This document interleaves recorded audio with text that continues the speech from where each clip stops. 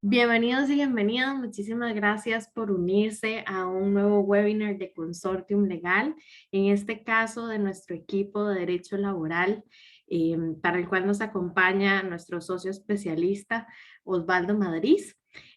Hoy vamos a estar conversando sobre la más reciente reforma al Código de Trabajo de Costa Rica, específicamente sobre los cambios en la regulación en la licencia de maternidad y la creación de la licencia de paternidad en nuestro país. Bienvenidos, Osvaldo, y bienvenidos todos. Muchísimas gracias. Muchísimas gracias a vos, Rebeca, de verdad, por la introducción y bueno, de nuevo, muy buenos días y reiterarles el agradecimiento a todos por acompañarnos. Efectivamente, tal y como lo menciona Rebeca, hoy nos reunimos acá vía virtual para conversar sobre la reforma que más recientemente ha afectado o ha modificado nuestra regulación laboral. Es una reforma que tiene pues impactos interesantes, es una reforma bastante avanzada y es una reforma que dentro de sus principales efectos, no es el único, pero probablemente es el que ha tenido pues más resonancia en medios y que más ha calado en nuestra realidad laboral, pues es una reforma que viene a solventar una deuda que se tenía y es la creación de la licencia de paternidad. Vamos a ver cuál es la finalidad de la creación de esta licencia, vamos a ver cuáles son las condiciones, pero también vamos a ver y vamos a detallar cuáles son las otras modificaciones que trae esta reforma, porque si bien se le ha dado, como decía en medios, bastante énfasis al tema, licencia por paternidad, perdón, no es el único cambio. Genera una nueva estructura o modifica un poco la estructura que existía respecto a la licencia por maternidad. Hay algunos cambios que es importante que analicemos, pero también establece algunas disposiciones novedosas respecto, por ejemplo, al tema de la adopción o al tema de las indemnizaciones. Y es un poco lo que queremos compartir hoy con ustedes. Como ya es costumbre dentro de nuestros webinars, les agradeceríamos que por favor todos aquellos que tengan una duda o una consulta durante el transcurso del seminario nos la hagan mediante un chat que se despliega en la parte superior de sus pantallas. Ahí van a poder hacer la pregunta por medio de dos iconos distintos. Puede ser por medio del chat o puede ser por medio del espacio de preguntas y respuestas que ustedes ven arriba señalado con un Q y una Q y una A. Entonces, por favor, cualquier duda, cualquier consulta, escríbanosla por ahí y en el transcurso del webinar vamos a estar pues teniendo un espacio para conversar y atender esas consultas. Bien, hablábamos sobre el inicio de este webinar. Vamos a ver o vamos a tratarlo desde la perspectiva de la discriminación y la maternidad, porque vamos a ver que la ley lo que busca es precisamente atacar o minimizar los conflictos de discriminación que las mujeres han estado recibiendo a lo largo de la historia en virtud de su condición de madres dentro de una relación laboral.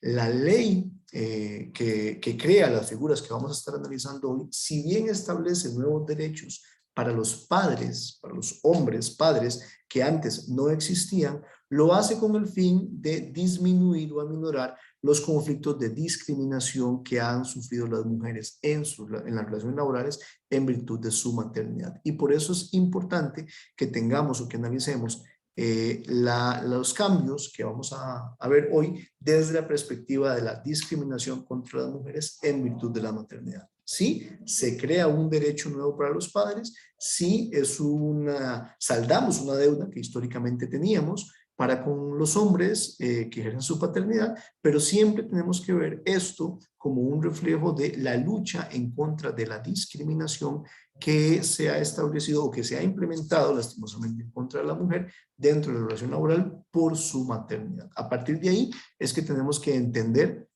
cuál es el origen o el génesis de esta reforma y es a partir de ahí que queremos enfocar este webinar para que podamos entender un poco cuál es la finalidad última que tienen las regulaciones que vamos a ver y por qué es importante entender que la legislación sí crea la licencia por paternidad, pero no es el único aspecto que toca otros aspectos de igual o mayor relevancia para luchar contra la discriminación, que como les digo es la finalidad de la ley. ¿Qué vamos a analizar hoy? vamos a ver un poco los antecedentes y las generalidades que dan origen a esta ley. Recordemos, es una ley que lucha contra la discriminación de las mujeres, entonces vamos a analizar un poco los antecedentes de esto. Vamos a hablar, por supuesto, de cuáles son las principales modificaciones que esta ley introduce al Código de Trabajo. Dentro de estas modificaciones principales vamos a hacer un énfasis especial en las nuevas licencias que se están generando. Vamos a hablar de las modificaciones a la licencia por maternidad, pero vamos a ver que hay más licencias que se crean, ya no vamos a tener solamente la licencia por maternidad. Vamos a hablar de la forma de pago de estos subsidios. Este es un tema que nos interesa sobremanera, porque el código, vamos a ver que al momento de ser reformado, pues tiene una redacción un poco ambigua, y el tema del manejo de cómo se van a pagar los subsidios en estas nuevas licencias especiales, pues va a traer algún tipo de discusión, o por lo menos de zona gris, que es importante que vayamos analizando desde ya.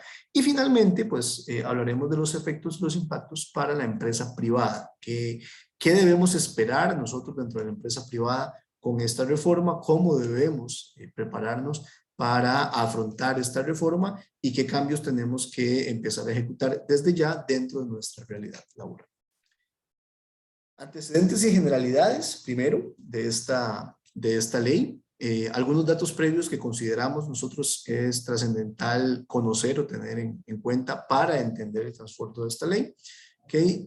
Según el último censo que se realizó hace aproximadamente 5 años, en el 2017, este año está por actualizarse. Entonces, los últimos datos que tenemos, los más actualizados, en el 2017, esperamos a finales de este año pues ya contar con datos más actualizados, pero según el último censo, en Costa Rica había aproximadamente un 50% de las mujeres madres con hijos en el hogar que se encontraban dentro de la fuerza laboral. Ojo, aquí tenemos que hacer una observación importante. No estamos hablando de mujeres en el mercado laboral, estamos hablando de mujeres madres, ¿verdad?, con hijos que se encuentran en el hogar, que se encuentran dentro del mercado laboral. Es un subgrupo de las mujeres que laboran en Costa Rica. Dentro de este subgrupo, las madres con hijos en el hogar, entonces, hablamos que hay un 50% que se encuentran dentro del mercado, la fuerza de trabajo. De este 50%, 49.3%, este 50%, en números redondos, en el 2017, hay un 4.3% que se encuentra en este momento desempleado. ¿Qué quiere decir esto? Que de ese 50% que quiere estar dentro del mercado laboral y que tiene la posibilidad de estar en el mercado laboral, hay un 4.3% que no había logrado localizarse para el 2017. Ojo, este dato es importante, no es un dato menor, porque primero nos arroja a que solamente un 44% de las mujeres que podrían estar en este momento formando parte del mercado laboral y que tienen hijos se encuentran dentro del mismo. Pero estamos hablando de datos del 2017. Estamos hablando de datos, primero, que son de hace 5 años, ya están absolutamente desactualizados, y segundo, que no es un tema menor, son datos pre-pandemia. Va a ser interesantísimo, si ustedes me lo preguntan, empezar a considerar con los nuevos datos que arroje el censo, que pues está previsto para este año, entender cómo ha venido a afectar a las madres con hijos en el hogar el efecto pandemia. Sabemos que la pandemia tuvo un efecto laboral complejo en nuestro país, sabemos que la afectación a la realidad laboral de todas las personas fue compleja, sabemos que hubo desvinculaciones, sabemos que hubo terminación de la relación laboral, sabemos que hubo suspensiones, sabemos que hubo disminuciones de jornada, pero la realidad de cómo estamos afrontando o cómo están afrontando, perdón, las madres con hijos en el hogar, la realidad laboral post pandemia, la vamos a poder entender hasta que el censo de este año salga. ¿Por qué es importante esto? Porque si ustedes ven los datos que aparecen en la Filmina, para 1987, es decir, 30 años antes de la última actualización que tenemos, solamente el 24.4% de las mujeres madres con hijos en el hogar se encontraba ocupada. ¿Okay?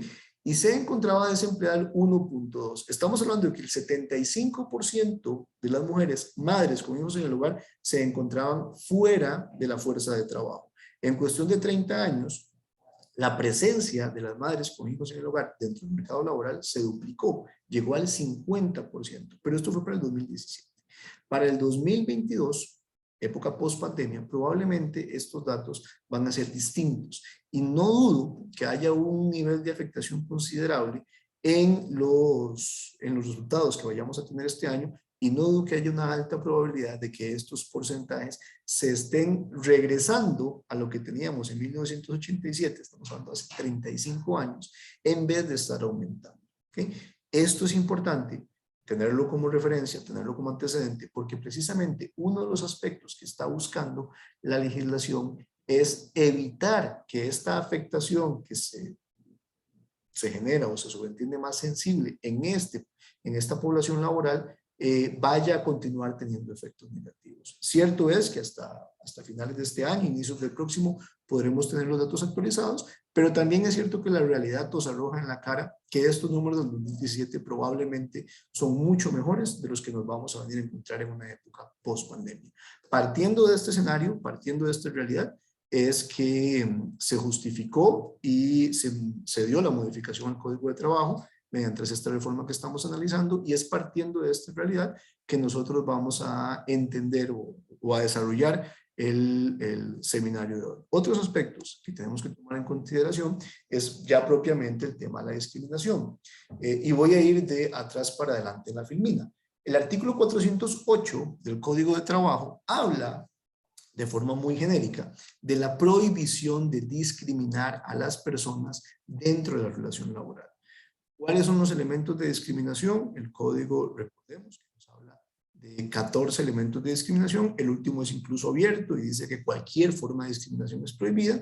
¿Y a quiénes nos referimos con un tema de discriminación? A cualquier persona que sufra actos de discriminación. Sin embargo, la discriminación de la que hace referencia esta ley que viene a modificar el código es una discriminación muy específica, porque es aquellas que sufren las mujeres por su condición, ya no solo de mujer, sino de madre. ¿Sí? Ojo, aquí tenemos que entender que ya no estamos hablando únicamente de un tema de discriminación por género. La CEDAW, que es la Convención sobre la Eliminación de todas las formas de discriminación contra la mujer, nos dice que la discriminación contra la mujer está basada en el sexo o en el género, que tiene como resultado el menoscabo o la anulación del reconocimiento y el ejercicio de los derechos de la mujer por su condición de mujer. Eso lo tenemos en este momento. Eso pasa hoy en Costa Rica y esta es parte de la justificación de por qué tenemos esta nueva ley. Sin embargo, aquí no hablamos solamente de la discriminación de la mujer en razón de su condición de mujer. Aquí hablamos de una subunidad de discriminación, si lo queremos ver así. Aquí hablamos de un subgrupo de mujeres que están siendo discriminadas no solo por su condición de mujer, sino por su condición de madres con hijos en el hogar. Ese es el foco al que está destinada la reforma que se hace recientemente al Código de Trabajo, y ese es el entendido bajo el cual tenemos nosotros que basarnos para hacer el análisis de todo lo que vamos a revisar en este seminario. La finalidad de la modificación o la reforma al Código de Trabajo no fue crear una ley de paternidad, y esto es importante. Eso es parte de los efectos conscientes que se hicieron al momento, o que se dieron, perdón, al momento de desarrollar la ley. Claro que se fue consciente de desarrollar una licencia por paternidad al momento de promulgar esta ley, pero no es la finalidad de esta ley tener una licencia por paternidad, sino disminuir o generar herramientas que nos permitan disminuir la discriminación que tienen las mujeres por su condición de madres en el centro del empleo. Y esto es importantísimo para poder entender algunos de los aspectos que vamos a centrarnos a analizar hoy en este seminario. Siendo así, y entendiendo entonces cuáles son los antecedentes, cuáles son los conceptos bajo los cuales se previó esta ley, vamos a analizar ahorita cuáles son sus objetivos. Vamos a tomar en cuenta cuáles son las finalidades que tiene esta ley. Primero, como les decía, lo primero es combatir la discriminación laboral de las mujeres madres. Esa es la finalidad. Nosotros estamos buscando, como país, estamos buscando con esta legislación disminuir el tema de la discriminación que sufren las mujeres en el empleo por ser madres. ¿Okay?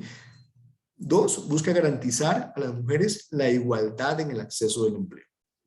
Recordemos que no pocas veces, lastimosamente, uno de los condicionamientos que tiene una persona cuando va a buscar empleo es no solo el hecho de ser mujer, sino el hecho de que en el proceso de entrevista, digamos que se piensa, pero no se dice, el tema con una mujer es que una mujer es mamá o puede llegar a ser mamá, y si llega a ser mamá, me va a pedir una licencia que en el mejor de los casos va a ser de 1 mes pre y 3 meses postparto, pero podría llegar a extenderse. Y eso definitivamente comienza a ser una limitación al acceso en el empleo respecto a las mujeres por su condición de madres, que normalmente no tenían los hombres.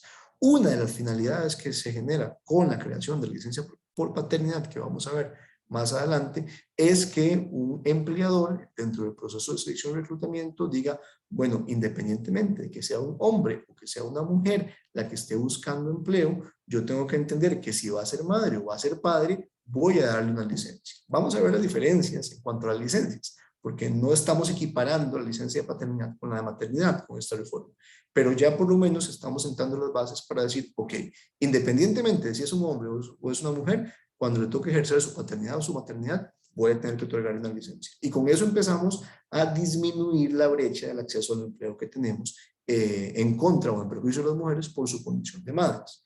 Otra de las finalidades es ampliar los fueros de protección para aquellos que tienen licencias especiales. Vamos a hablar también de cuáles son esas licencias especiales, porque efectivamente la reforma crea nuevas licencias o nuevos fueros de protección similar a los que tiene a los que tenemos hoy con el tema de la maternidad, pero lo crea para otras figuras, para otros escenarios que actualmente no se encuentran expresamente protegidos. Ya la legislación, la jurisprudencia constitucional y la jurisprudencia laboral ha venido tirando cierta línea sobre cómo debería interpretarse la protección para estos grupos particulares que vamos a analizar. Pero no es hasta esta reforma que expresamente creamos la protección para estos grupos a nivel legal. Y por supuesto que lo vamos a ver.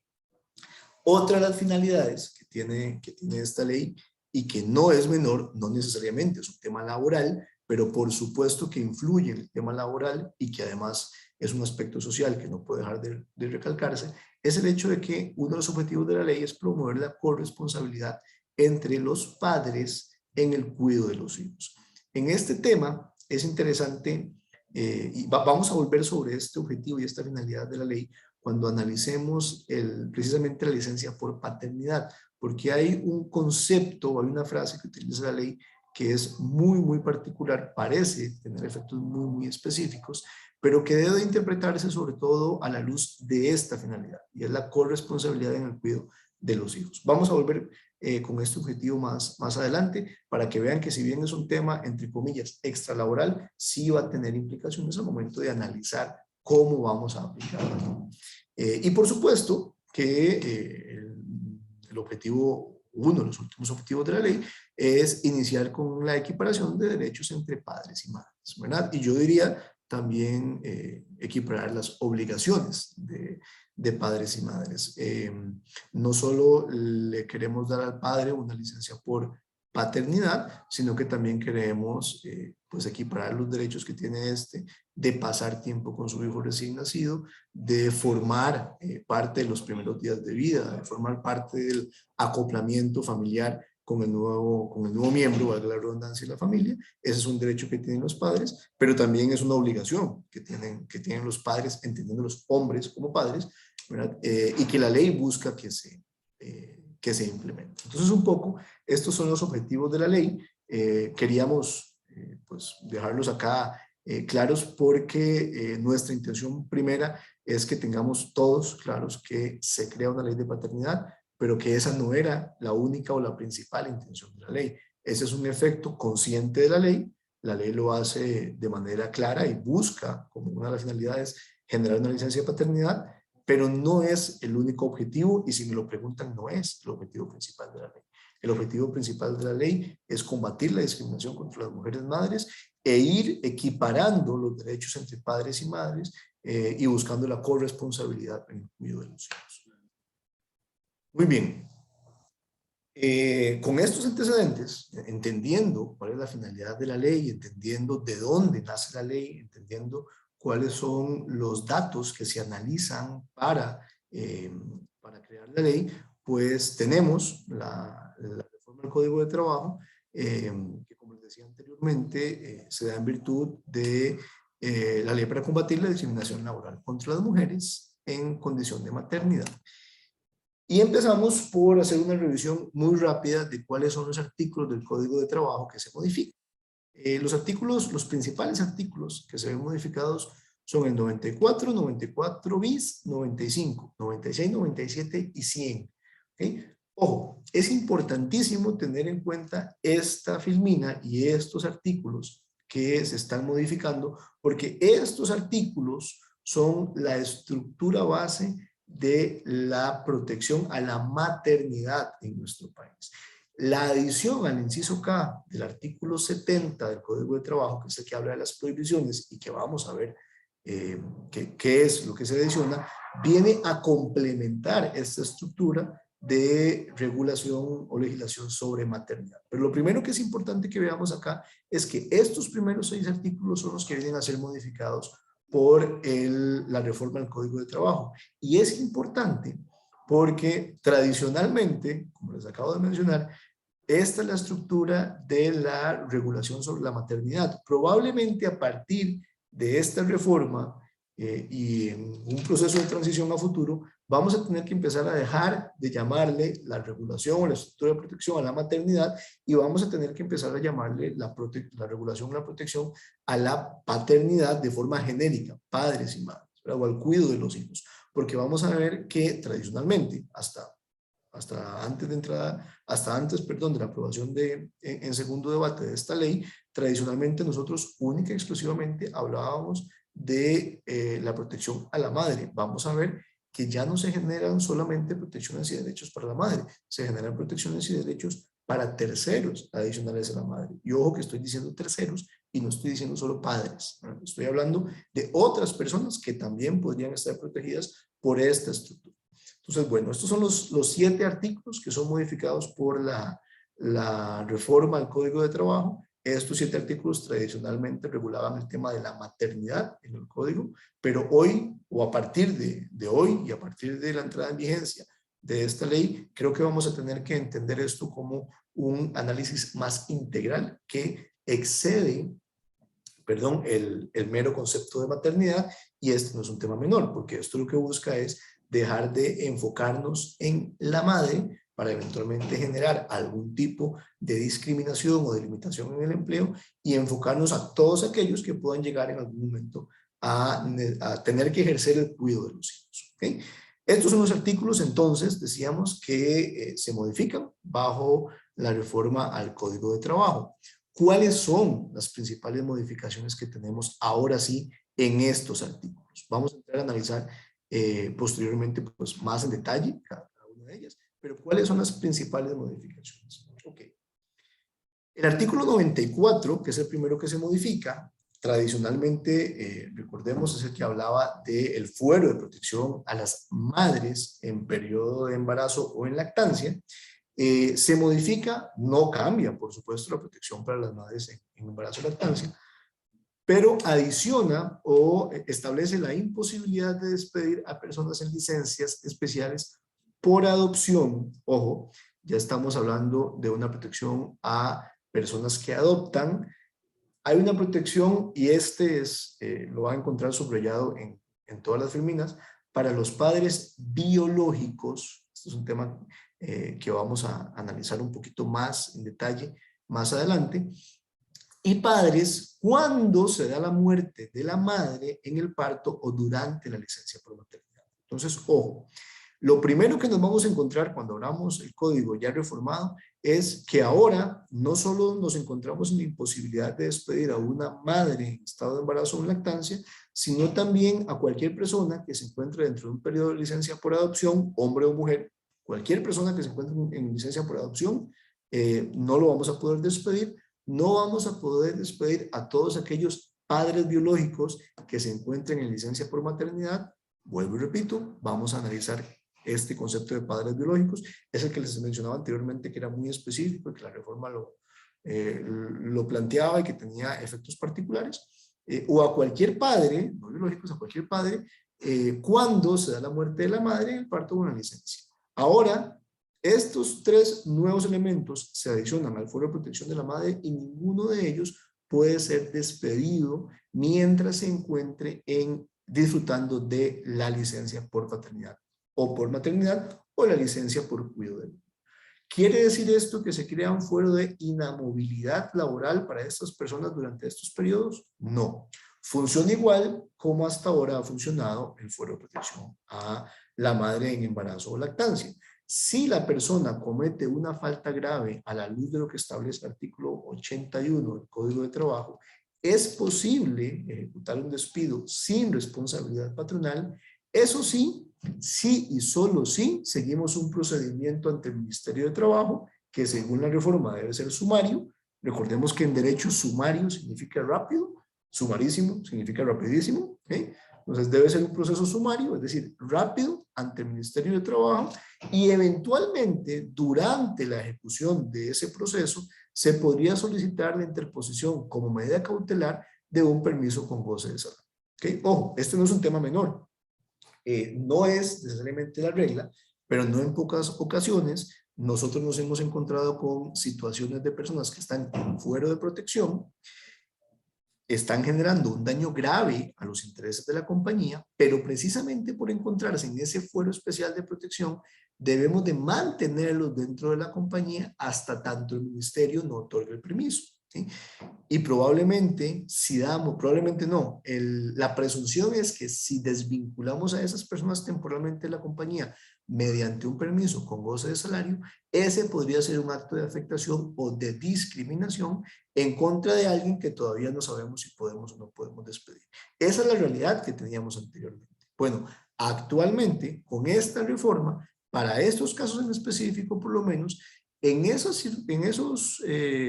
casos en específico, en esas circunstancias en específico, en donde mantener a la persona podría continuar generando un perjuicio grave a los intereses del patrono, puede solicitarse, y ojo que digo solicitarse, porque esto es ante el ministerio, puede solicitarse un permiso con goce de salario como medida cautelar.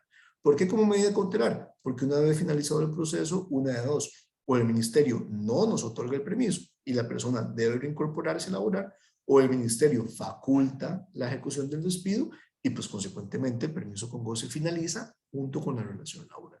¿Okay? Otro de los aspectos que viene a generar la reforma es que ahora se establece de manera expresa, era algo que antes se interpretaba, pero ahora de manera expresa, se establece el hecho de que el patrono debe dar hasta un día de licencia, con goce de salario por supuesto, para que la trabajadora asista al centro médico a solicitar su certificado de embarazo, realizar su prueba y solicitar su certificado de embarazo. No en pocas ocasiones, cuando se han querido tomar acciones o medidas disciplinarias o de cualquier otra naturaleza dentro de la relación laboral en contra de una colaboradora, la colaboradora nos dice literalmente, creo que estoy embarazada. ¿Sí? Y efectivamente, creo que estoy embarazada porque no tengo certeza, no me he hecho la prueba, pero tengo todas las indicaciones de estar embarazada, creo que puedo estar embarazada. Bueno, normalmente lo que se dice ahí es, ok, para tener claridad sobre si está embarazada, necesitamos que nos traiga una prueba médica, ¿verdad? Ahora el Código de Trabajo no solo establece o no solo presume que sí, necesitamos esa prueba médica, sino que establece que tenemos la obligación de darle la licencia hasta por un día, eso es importante, y si se requiere menos tiempo, pues menos tiempo, pero como máximo va a ser un día, para que vaya a realizar los exámenes médicos de la trabajadora para verificar si se encuentra o no en estado de embarazo. No quiere decir que tiene que traer ese día el resultado, pues probablemente los exámenes tardarán algún tiempo en obtener, como les decía, los resultados, pero el día para hacer esos exámenes sí debemos de otorgarlo, ¿verdad?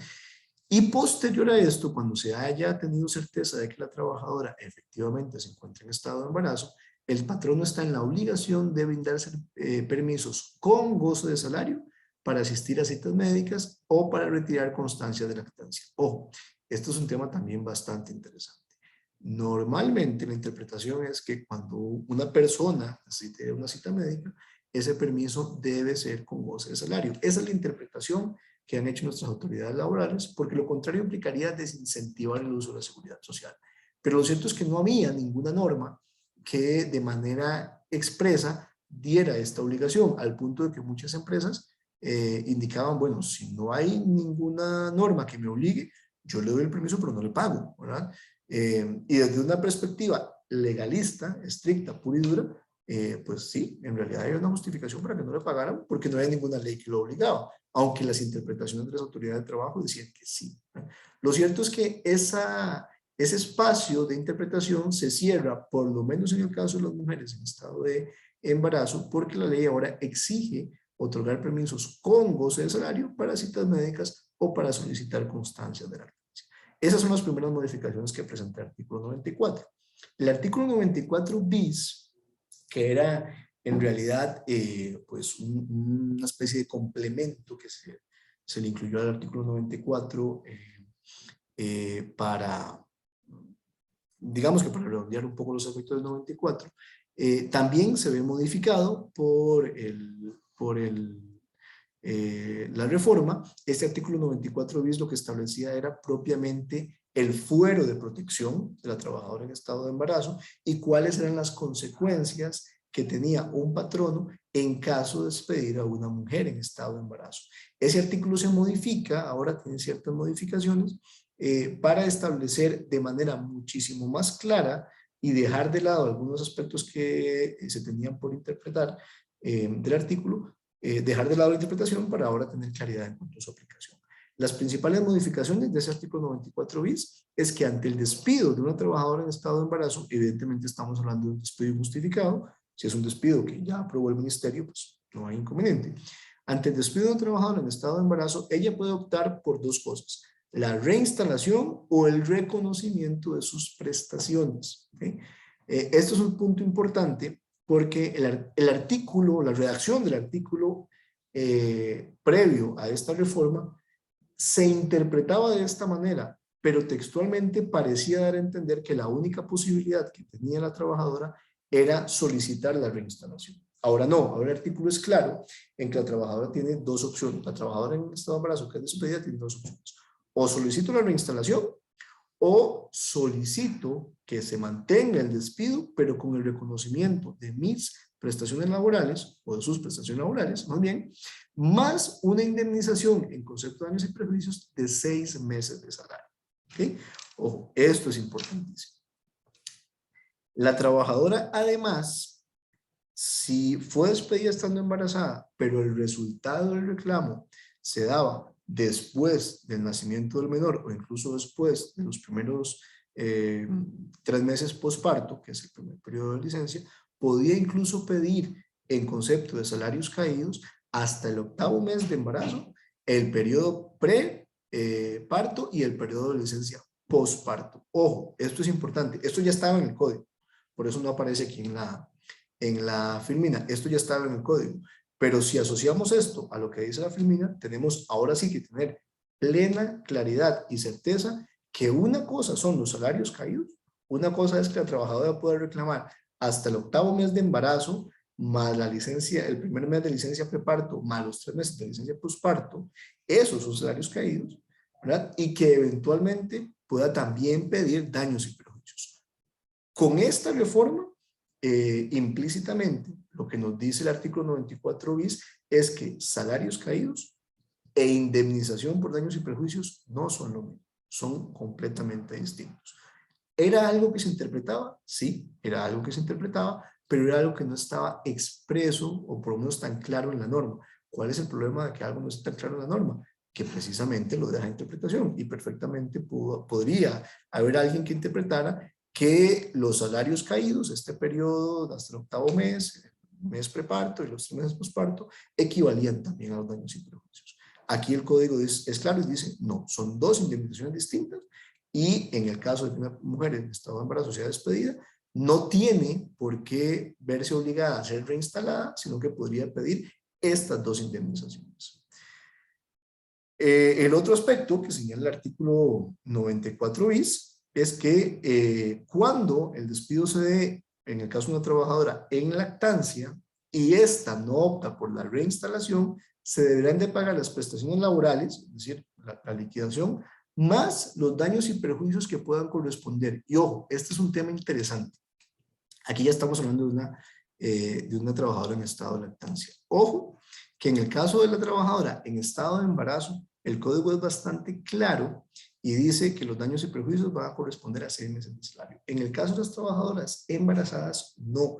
En el caso de las trabajadoras embarazadas, lo deja abierto para que sea en cada caso concreto el juez el que determine cuánto corresponde por daños y perjuicios. Pero este tema no es menor, porque este tema ahora sí viene a modificar o a suplir una regla que se partía como de pleno derecho, así lo era, antes de esta reforma, y es que a la trabajadora en estado de lactancia, por concepto de daños y perjuicios, se le pagaban únicamente 10 días. Los famosos 10 días, que de una u otra forma todos creo que los hemos escuchado en algún momento, los famosos 10 días con esta reforma dejan de aplicar, y ahora los daños y perjuicios van a depender de lo que en el reclamo judicial se analice, interprete y decida el juez.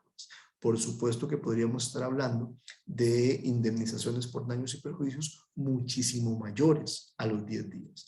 Los 10 días de salario ya forman parte del pasado y a partir de la entrada en vigencia de esta reforma va a ser un tema que se va a discutir en sede judicial y va a ser criterio del juez determinar cuánto corresponde esos daños y perjuicios. Ojo, que no lo limita a 6 meses. Podría usarse como un nivel de referencia, los 6 meses que usa el código para la mujer en maternidad, podría hacerse, pero no lo limita a 6 meses. Podría ser menos o podría perfectamente ser más de 6 meses, dependiendo del nivel del daño.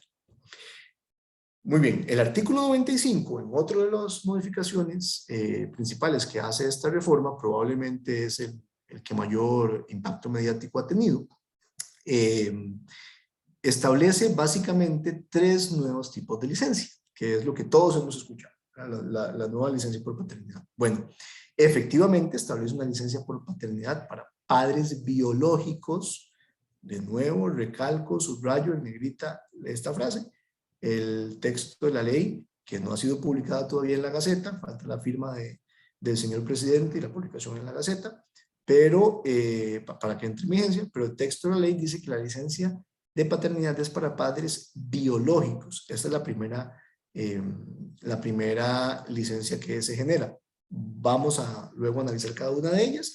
Entonces, esta frasecita subrayada la vamos a dejar ahí en hold para conversar sobre ella después. Establece licencias especiales para casos de adopción y hace la diferenciación en aquellos casos en que se da adopción individual o adopción conjunta. Eso también es importante y va a tener sus implicaciones. Y también establece las licencias remuneradas en caso de muerte materna. Recordemos que el artículo 94 hablaba de la imposibilidad de despedir a una persona que se haga a cargo de un menor de edad cuando se haya dado la muerte de la madre en el parto o durante la licencia por maternidad. Bueno, acá nos establece una nueva licencia, precisamente la licencia remunerada para aquellas personas que se hagan cargo de menores en casos de muerte de la madre, sea durante el parto o durante la licencia por maternidad. En este triste escenario, el código establece una licencia. Y esta licencia es particular porque no nos habla de una licencia por paternidad. No necesariamente es el padre el que tiene que hacerse cargo o hacer uso de esta licencia. No lo excluye, podría ser el padre, pero no necesariamente es él.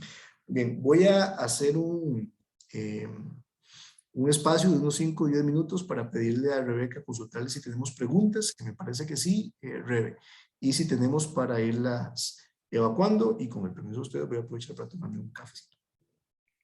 Con mucho gusto, Osva. Tatiana Fernández nos dice, buenos días, con relación a los permisos para citas médicas, ¿qué pasa si la persona presenta el comprobante de asistencia a la cita por 3 horas, por ejemplo, pero la persona termina tomando todo el día?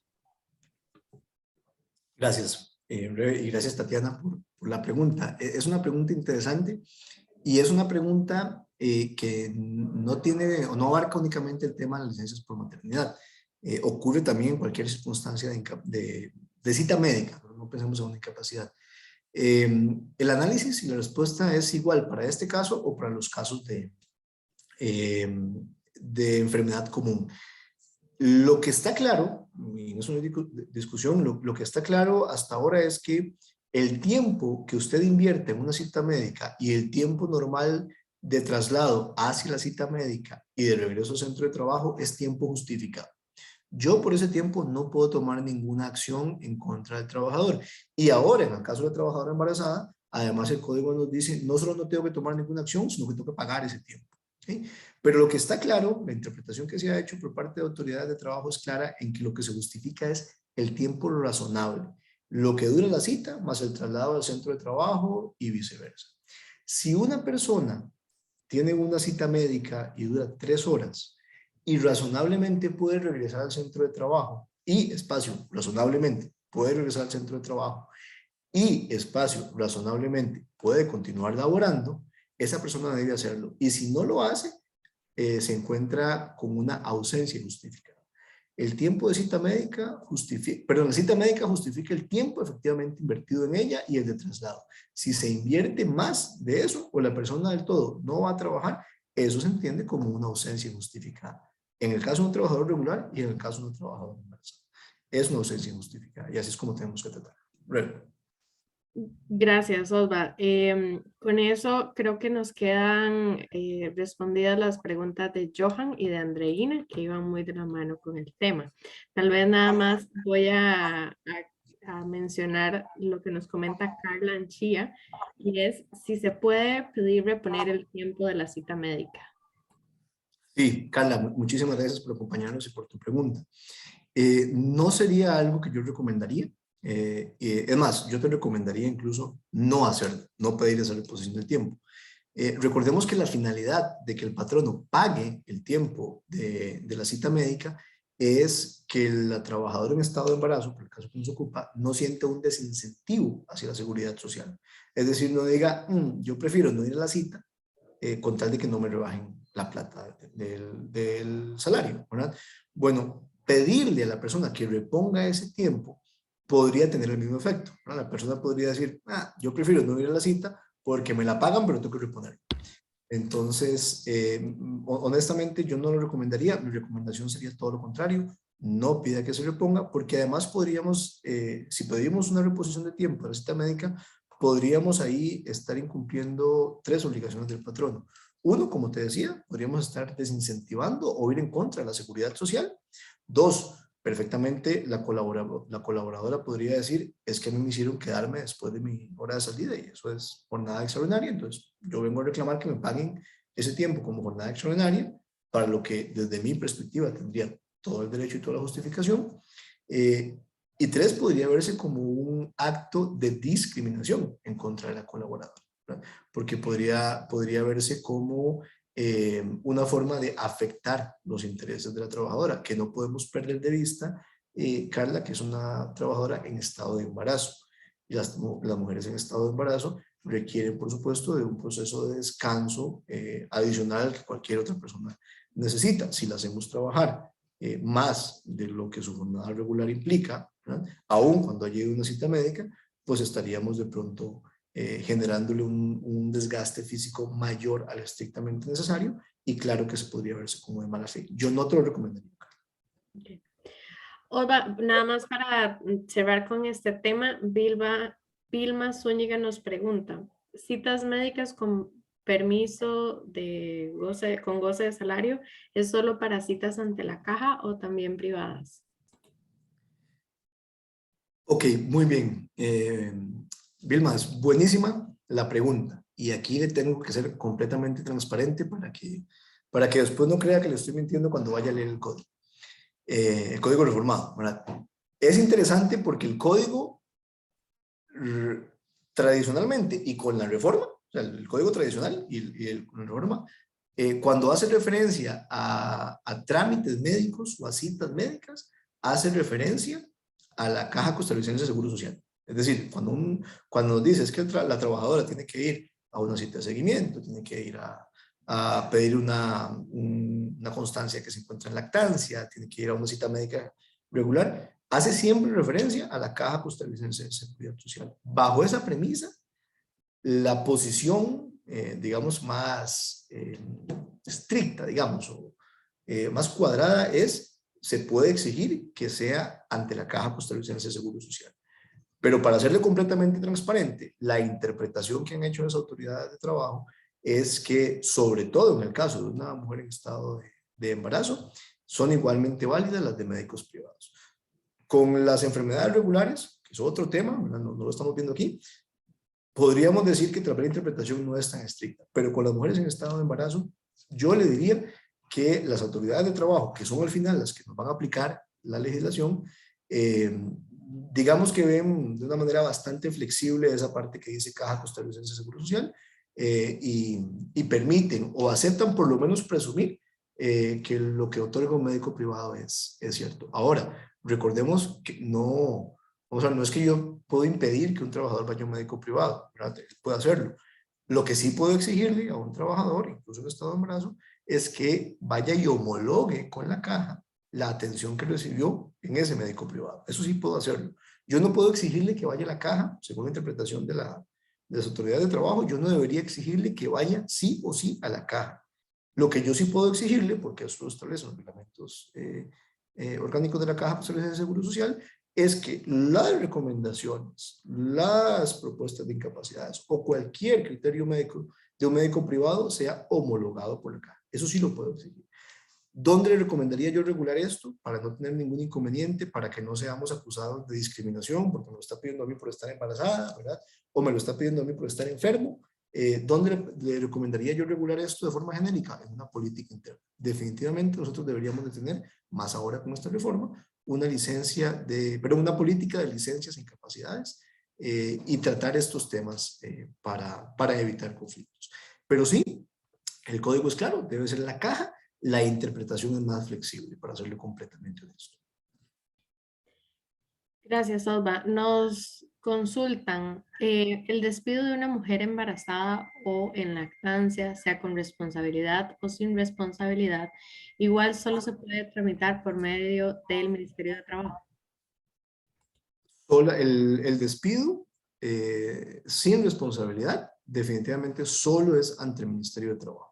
El despido con responsabilidad no se puede tramitar. O sea, la mujer en estado de embarazo no puede ser despedida con responsabilidad patronal, porque precisamente la finalidad de la protección especial que tiene es evitar eso, evitar un despido con responsabilidad, porque se presume discriminatorio. Podemos entrar a conversar, y usted me puede convencer a mí de que el despido no es discriminatorio porque no es en virtud de su situación de embarazo. Pero la presunción legal es que sí o sí es discriminatorio, y por eso no se podría ejecutar el despido con responsabilidad patronal.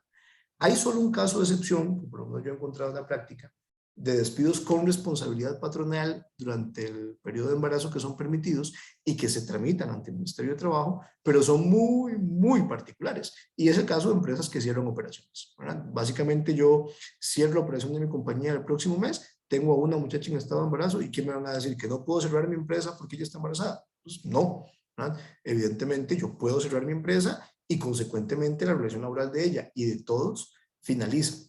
Pero es la única circunstancia en la que nosotros hemos obtenido la validación del despido con responsabilidad patronal, pero por supuesto que por razones obvias, ¿verdad? Es porque la empresa cierra. Fuera de eso, el despido no sería procedente, y el despido sin responsabilidad sí y solo sí debe hacerse ante el Ministerio de Trabajo y esperar el permiso del Ministerio. La solicitud no garantiza el permiso, eso es importante. El Ministerio puede decirnos que no, y la trabajadora debe continuar laborando entonces, ¿verdad? La tercera opción, que esa sí es posible y es viable hacerlo en sede privada, es una negociación con la trabajadora y acudir a un centro RAC para finalizar mediante mutuo acuerdo, no mediante un despido, no mediante renuncia, sino mediante un mutuo acuerdo, la relación laboral. Pero ahí definitivamente tiene que ser ante un centro de resolución alterna de conflictos, avalado por el Ministerio de Justicia y Paz y por el Ministerio de Trabajo, preferiblemente con experiencia en temas laborales. Yo les diría preferiblemente, pero es casi que obligatorio, ¿verdad? Y el tema acá es que la trabajadora debe ir por su propia voluntad. La trabajadora debe aceptar voluntariamente, pues no podemos obligar. Ok. Seguimos tal vez con esta de Alan, que creo que también se relaciona con lo que estamos conversando, y es, ¿qué pasa si una trabajadora renuncia en estado de embarazo porque tiene otra oportunidad laboral?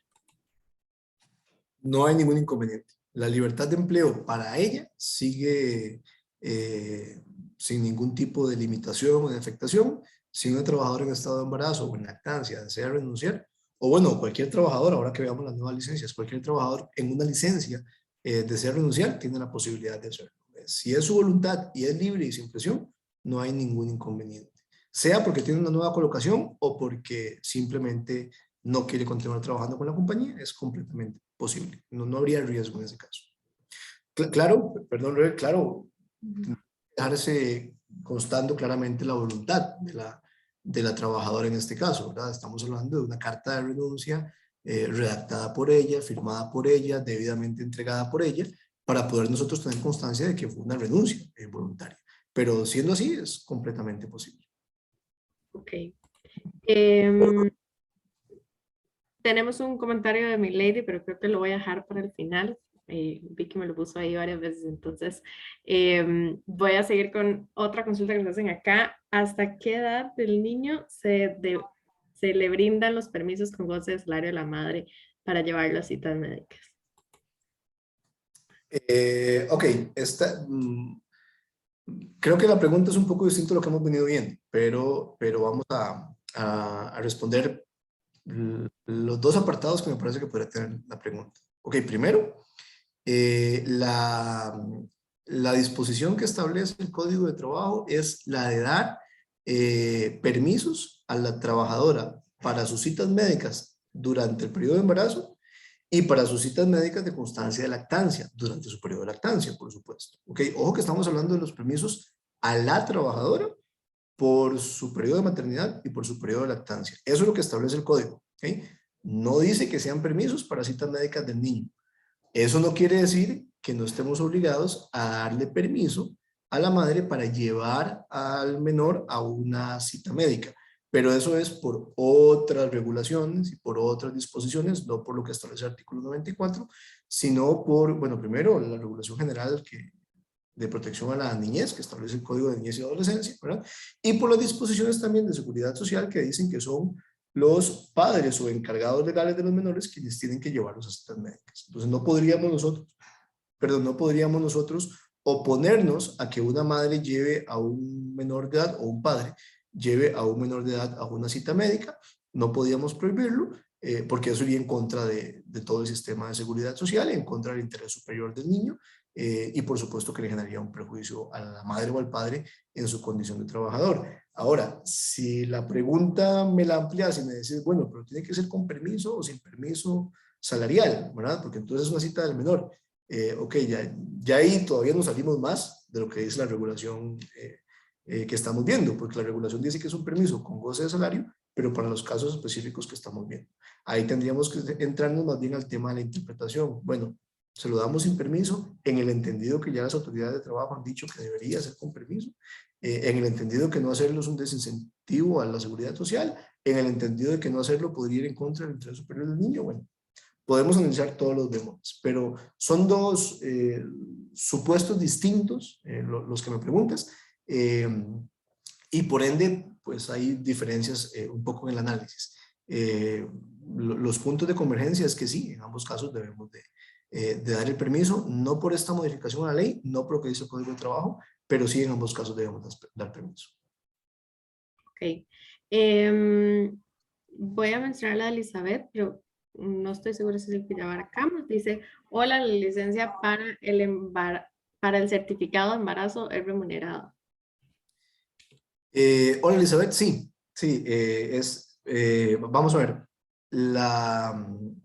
el día que tiene la trabajadora para ir a solicitar el certificado de embarazo, decíamos, es remunerado. Sí, ese día de licencia es remunerado, yo tengo que pagarse. ¿Okay?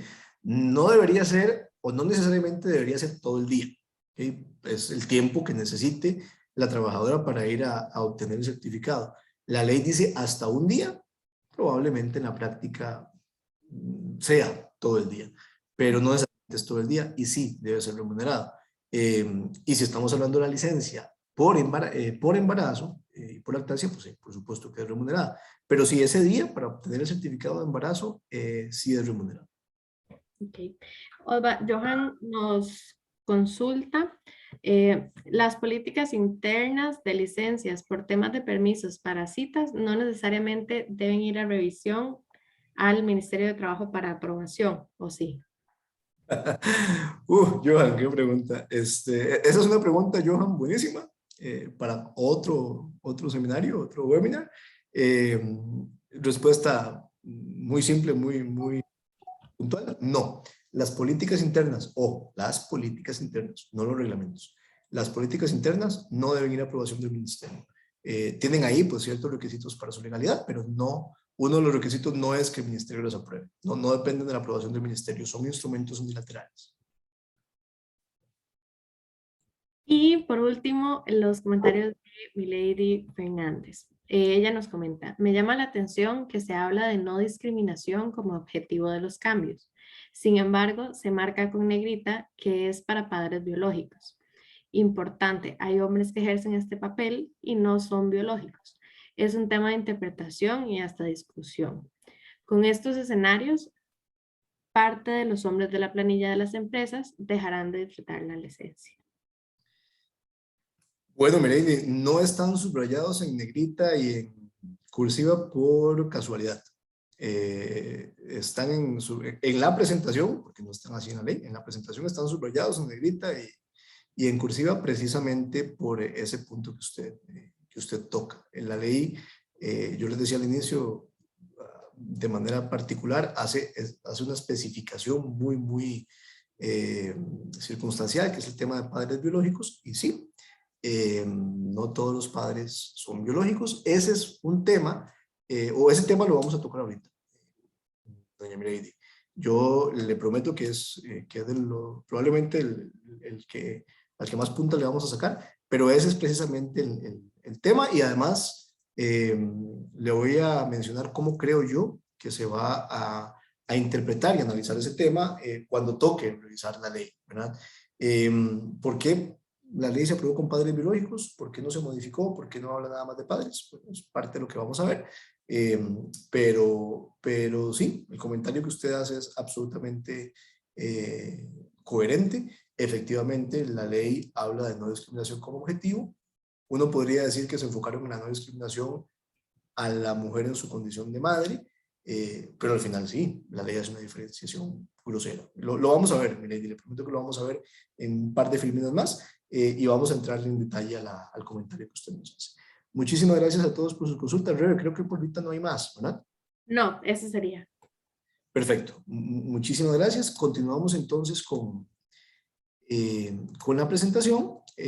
Vamos a hablar ahora de el resto de principales modificaciones en el resto de articulados que son modificados por esta reforma. En el artículo 96, ahora se señala que una vez que pase el periodo de lactancia, en casos de excepción, cuando la trabajadora se reincorpora al puesto, podría ser ubicada en otra posición laboral equivalente en remuneración. Esto pasa por varios aspectos, o podría ocurrir por varios aspectos. Puede ser, y no crean que es tan extraño, puede ser que cuando la trabajadora regresa, ha habido alguna reestructuración en la compañía, ha habido alguna fusión de puestos, o incluso han habido eliminaciones de puestos, dentro de ellos el puesto de ella, ¿verdad?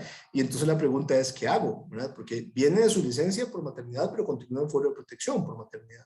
¿Puedo despedirla? ¿Puedo finalizar la relación laboral? Yo le pago todo, ¿verdad? Bueno, la respuesta es no puedo, ¿verdad? Y técnicamente la opción que nos daba el código es restituir a su puesto de trabajo. El problema es que el puesto no existía.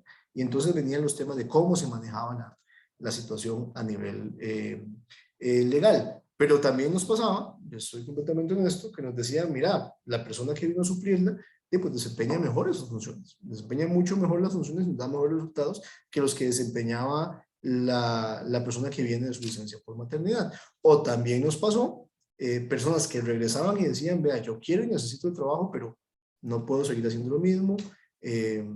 Incluso recuerdo un caso en particular de una trabajadora que regresa de su licencia por maternidad, ahora con una condición médica específica, donde no era recomendable que continuara realizando las labores que ella estaba realizando. Eran labores manuales. Ella regresa recuperándose de una mastitis fuertísima, ¿verdad? Y parte de las recomendaciones es no ejecute muchas funciones manuales, ¿verdad? A lo que ella responde de cómo hago, y eso me dedico, ¿verdad? Y bueno, pues por ahí se buscaron opciones con la compañía. Este tipo de circunstancias se vienen a prever y a solventar con la reforma del artículo 96, porque ahora cabe la posibilidad de que la colaboradora se ubicada en otro puesto, siempre y cuando no se le afecte su remuneración ni el resto de condiciones laborales, salvo el tema de sus funciones, ¿verdad? Evidentemente aquí estamos hablando de una reubicación en un puesto, digamos, homólogo o similar al que tenía, ¿verdad? No estamos hablando de una degradación de puesto, ni de la obligación de hacer un ascenso desproporcionado. Importante, el código establece la posibilidad, pero no lo establece como una potestad, es distinto. ¿Sí?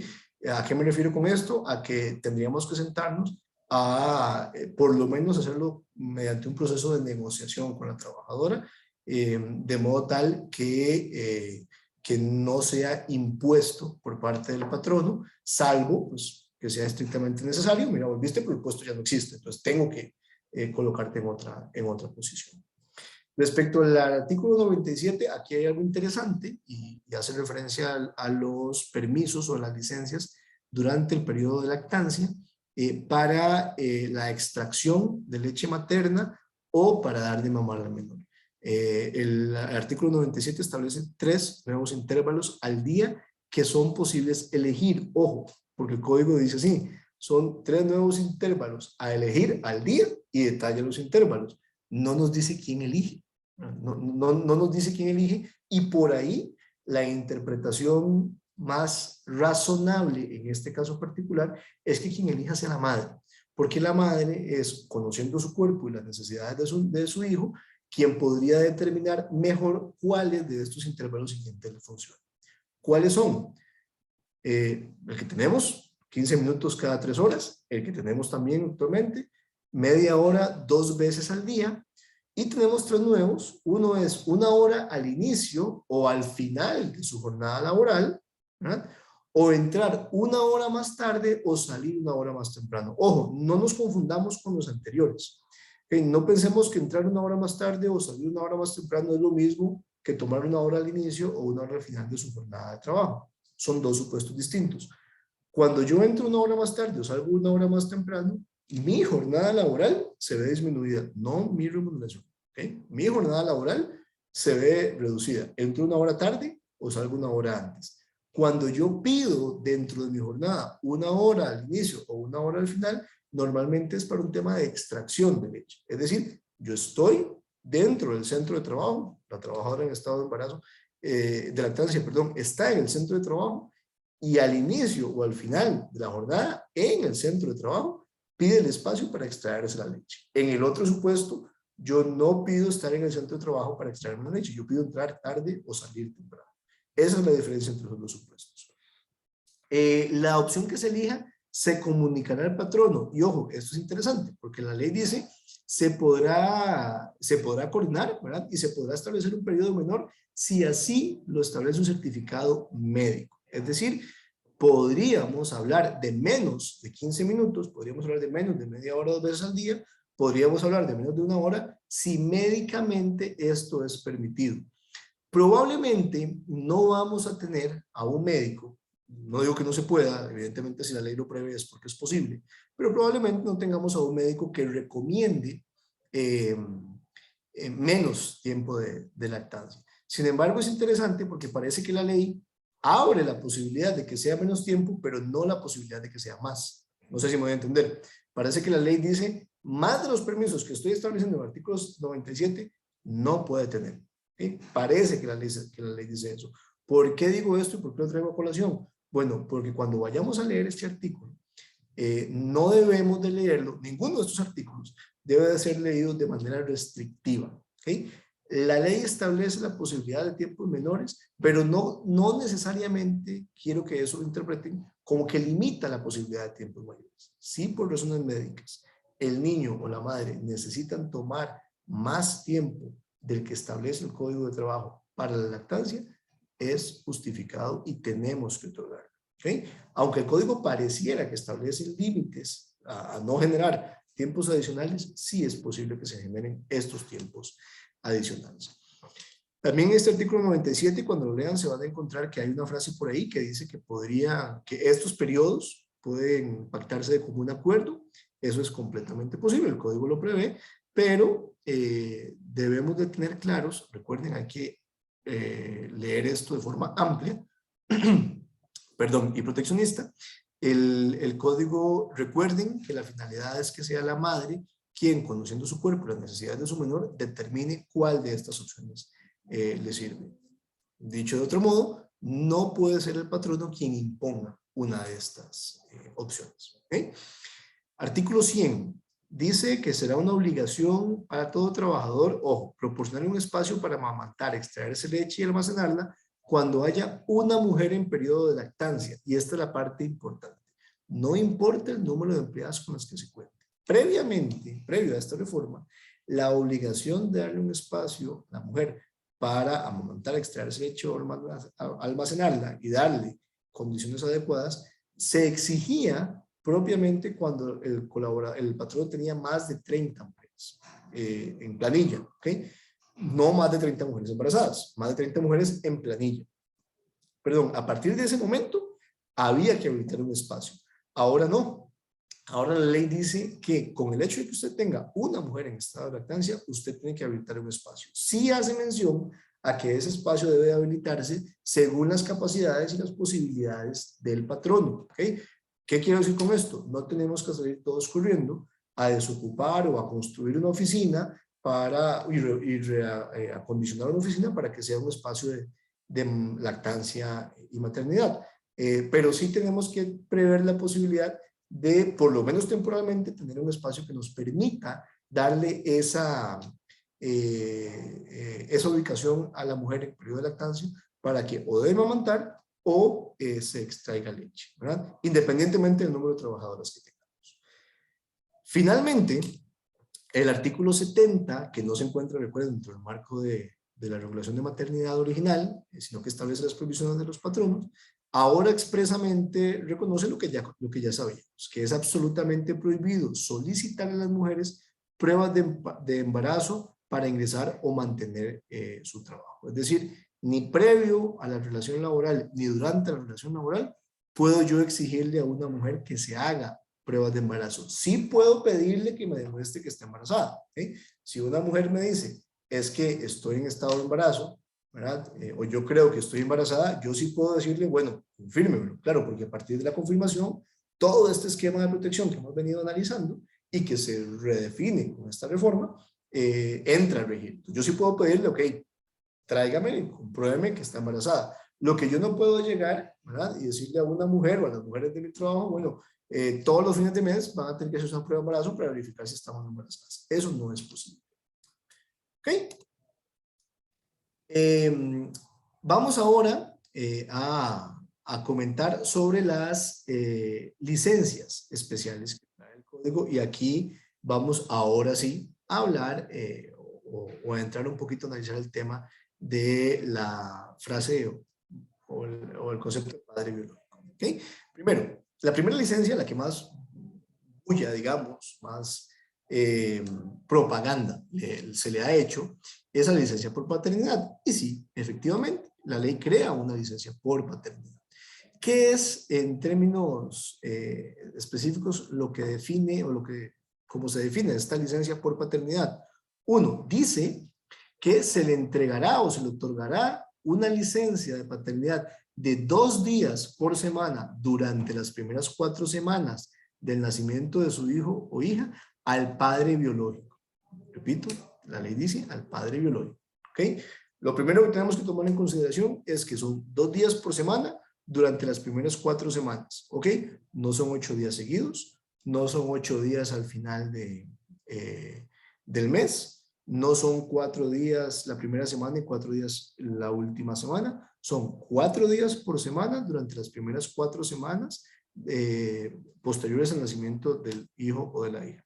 Lo segundo es que son 2 días por semana, como decíamos, pero no define cuáles días. ¿Okay? No dice si son días consecutivos, no dice si son días alternos, no dice cómo tengo que disfrutar. Y tampoco dice quién determina esos días. ¿Okay? Vean todo lo que estamos conversando solo la primera parte. Bueno, la interpretación que debemos hacer, porque recuerden que todo esto es un sistema proteccionista, que esto lo que busca es evitar discriminación y lo que busca es generar la corresponsabilidad en el empleo. Lo primero que debemos hacer es, corresponsabilidad en la paternidad, no en el empleo. es entender que la interpretación de cómo se otorgan esos 2 días debe ser siempre amplia. ¿Quién debe determinar esos 2 días? El trabajador es quien los debe determinar. Preferiblemente con un acuerdo con el patrono, sí. Preferiblemente previendo que no se vean afectadas las funciones regulares. Sí, claro que se van a ver afectadas porque hay 2 días a la semana que no va a estar trabajando, pero por lo menos se van a ver disminuidas. Pero lo ideal es que sea de común acuerdo, en coordinación, sí, pero quien determina los días es el trabajador, no es el patrono, ¿verdad? No quiere decir que no nos podamos poner de acuerdo, que no podamos conversar. Otra cosa que es importante tomar en consideración es que el patrono, perdón, el trabajador escoge los días, pero debe hacerlo en coordinación con el patrono, ¿ok? ¿A qué me refiero con esto? Dentro del marco de buena fe, por eso es importante el tema de la política de licencias y permisos, dentro del marco de buena fe, el trabajador debería avisar con suficiente antelación qué días va a tomar. Probablemente no tiene la fecha aproximada de cuándo van a ser un hijo, ¿verdad? Y entonces probablemente podríamos decir, mira, yo voy a tomar, no sé, los lunes y los viernes a partir del nacimiento. Mi hijo está para nacer miércoles. Entonces, a partir del nacimiento, yo voy a tomar viernes, lunes, ¿verdad? Resulta que no nació miércoles, nació martes, o no nació miércoles, nació lunes de la siguiente semana. Bueno, en la práctica podemos adecuarnos y acomodarnos a los días, pero sí tiene que ser con la suficiente previsión como para que no genere una afectación al patrón. Con esto quiero decir que el trabajador no puede llegar a la tercera semana y decirle, jefe, por cierto, mañana no vengo, ¿verdad? Porque mañana voy a tomar la licencia de mi hijo. No debería ser así, porque eso por supuesto que nos genera una afectación dentro del giro comercial. ¿Es obligación de conceder el permiso? Sí, es un derecho del padre y estamos obligados a concederlo. ¿Podemos condicionarlo? No, no podemos condicionarlo. Bueno, tomen los días, pero tiene que traerme un par de fotos cada día de desaparecer que usted estuvo con el chiquito. Eso no lo podemos hacer. ¿Okay? ¿Debemos otorgar el permiso? Sí o sí. ¿Podemos pedirle constancia de que es papá? Por supuesto, ¿verdad? Por supuesto. Evidentemente, durante el proceso, ¿verdad? De embarazo, pues deberían haber señales inequívocas de que él va a ser papá.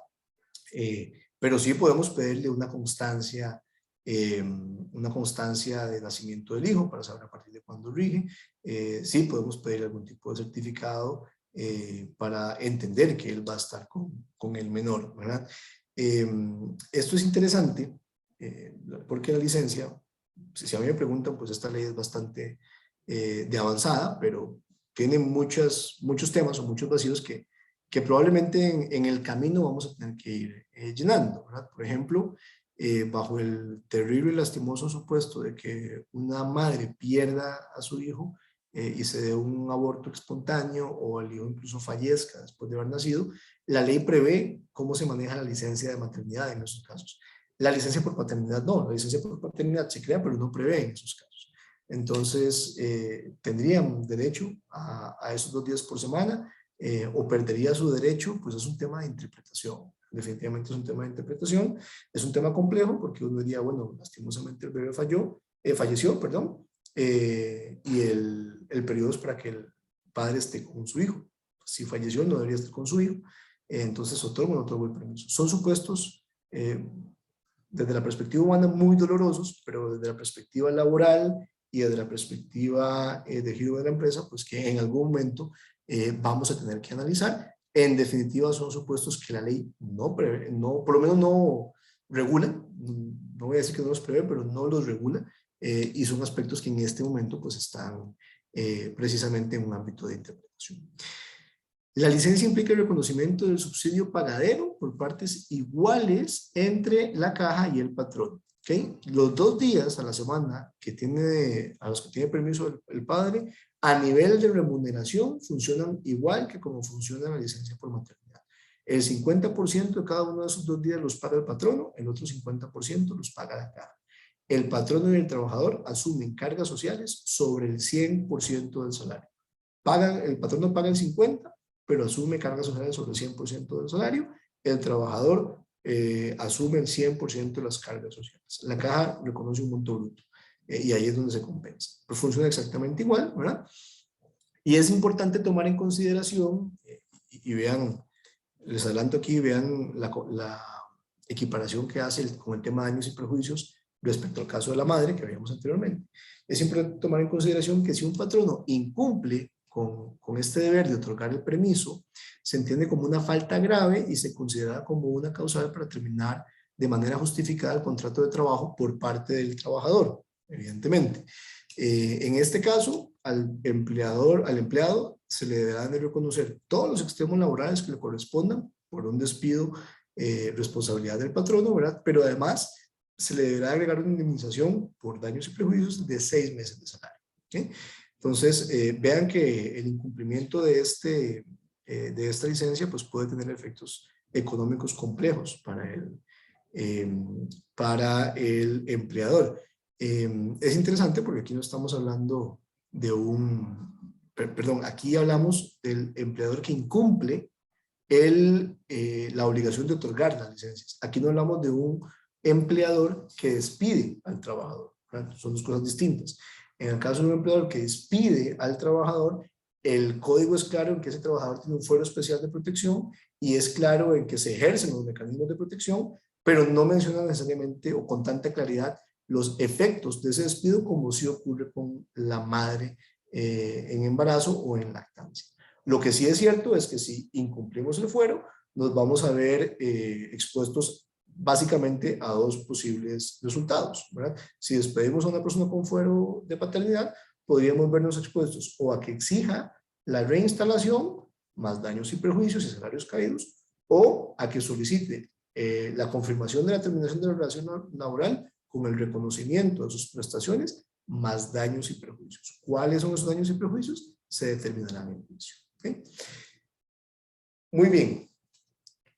Lo que hemos venido conversando o tocando de manera paralela en toda la charla es que el código habla, cuando establece la licencia por paternidad, de padre biológico. ¿Okay? Y tenemos que tener claro que padre biológico es, si lo queremos ver de una manera bastante común, pues un padre de sangre, ¿verdad?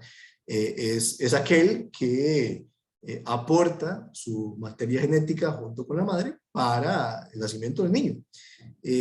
Padre biológico es el padre de sangre. Parece que la ley, al ser tan clara y al determinar que es un padre biológico, hace una distinción grosera con aquellos padres no biológicos, ¿verdad?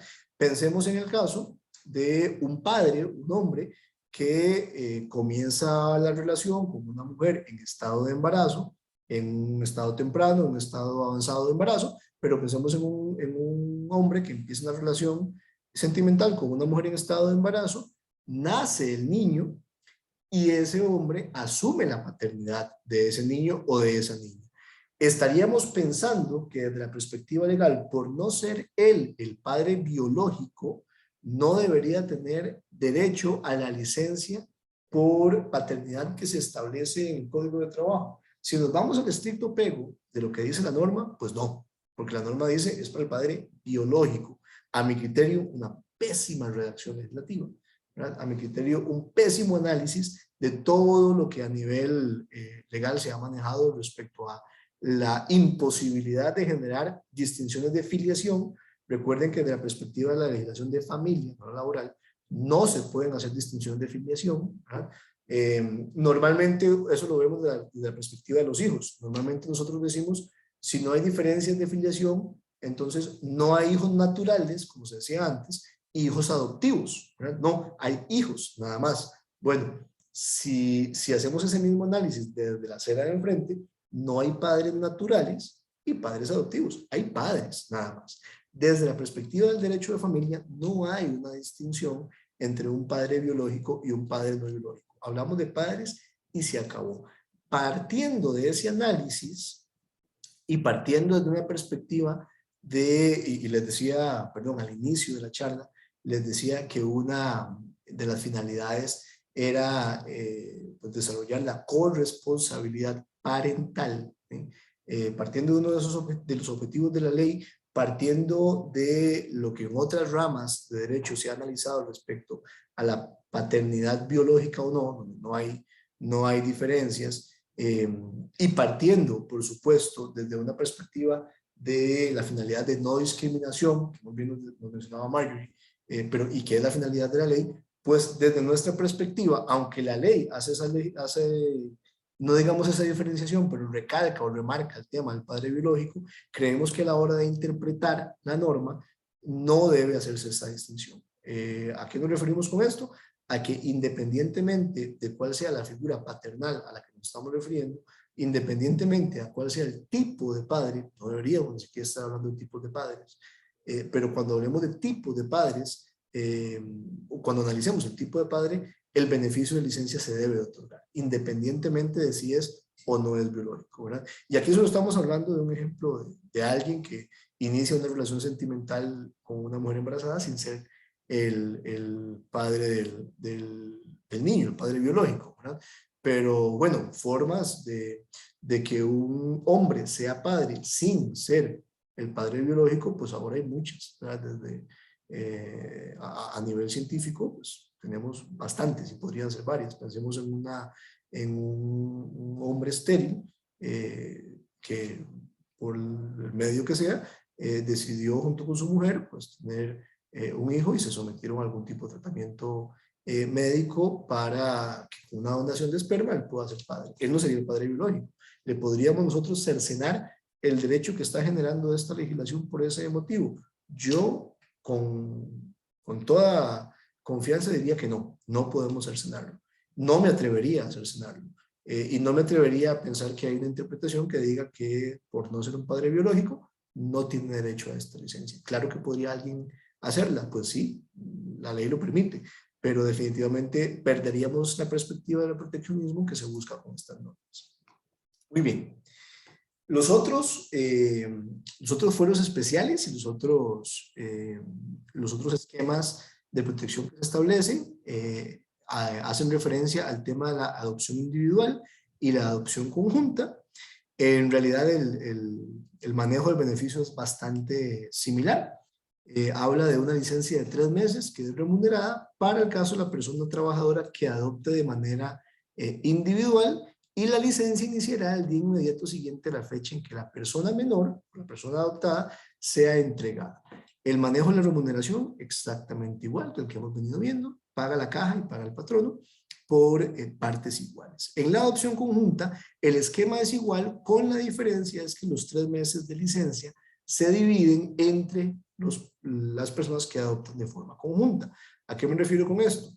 A que la licencia y el disfrute, los 3 meses de licencia y el disfrute, se va a dividir entre las personas que están adoptando. Lo que no nos dice la ley es cómo se va a dividir, porque yo podría pensar en que son 3 meses calendario, 3 meses cronológicos, y entonces yo podría pensar en que la división la vamos a hacer de día por medio. Un día yo, un día mi pareja, un día yo, un día mi pareja. Podría pensar que no son 3 meses cronológicos, sino que es el acumulado de 3 meses, y entonces tomamos la licencia de forma conjunta, pero la tomamos por mes y medio cada uno desde el día 1, y tomamos los dos una licencia de mes y medio de manera continua, y entre los dos sumamos 3 meses. O podría pensar, bueno, el primer mes y medio lo va a tomar mi pareja, el segundo periodo de mes y medio lo voy a tomar yo. El código no establece cómo se debe disfrutar de manera conjunta, y eso por supuesto que quedará a interpretación y a negociación pues, de las partes. Lo que sí también es interesante es que si eventualmente permitimos la interpretación de que el periodo de licencia sea de mes y medio paralelo para ambos, es decir, que los dos disfrutemos mes y medio desde el día 1, ¿verdad? Es interesante pensar si ese fuero de protección que se crea, porque recordemos que junto con la licencia se crea un fuero de protección, si ese fuero de protección se va a extender solo por mes y medio o se extendería por los 3 meses calendario que no estoy disfrutando. Estoy disfrutando solamente mes y medio calendario. Entonces, ese tipo de aspectos que no están analizados en el código son los que en definitiva nos van a traer eventualmente, y no lo dudo, casos de análisis e interpretación en la práctica. ¿Ok? El último o el último fuero de licencia especial se da con la muerte de la madre. Aquí nuevamente tenemos el concepto de padre biológico, nuevamente se habla de padre biológico, la interpretación es la misma, yo no haría diferenciación y quitaría la parte de biológico y dejaría el padre, pero la licencia establece la figura o crea la figura en aquel caso en el que el padre tiene derecho a una licencia especial postparto, ¿verdad? Cuando la madre ha fallecido. Recuerden que puede ser en el parto o puede ser posterior al parto, ¿verdad?